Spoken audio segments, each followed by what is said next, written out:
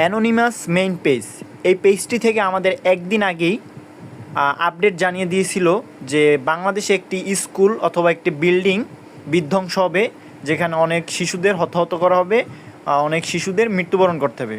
দেখেন, তার একদিন পরেই, এই যে আমাদের একদিন পরেই মাইলস্টোন কলেজে যেই বিধ্বংসটা ঘটেছে, এইটা কিন্তু তারা এই পেজে সরাসরি আমাদেরকে আপডেট জানিয়ে দিছিল।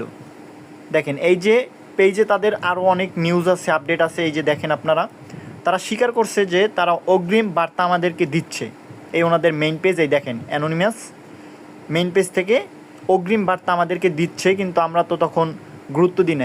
পরের এক আপডেটে মানে এক সপ্তাহের ভিতরে তারা আমাদের বাংলাদেশে আবার একটি বোমা বিধ্বংস করবে। সেটা হতে পারে আপনাদের রেস্টুরেন্ট অথবা কোনো একটা শপিং মল অথবা মার্কেট হতে পারে।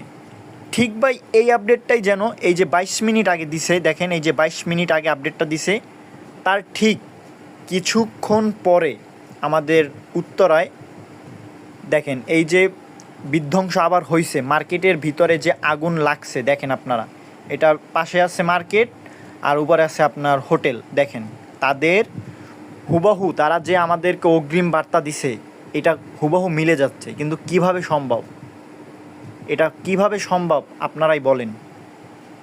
এর সঠিক তথ্য, সঠিক বিচার আমরা বাংলাদেশে চাচ্ছি, কারণ বাংলাদেশের যে প্রশাসন আছে তাদের নিয়তে জানি এই পোস্টগুলো যায়, তারা জানি দেখে কিভাবে সম্ভব এই পেজ থেকে কিভাবে তারা অগ্রিম বার্তা দিচ্ছে আমাদেরকে।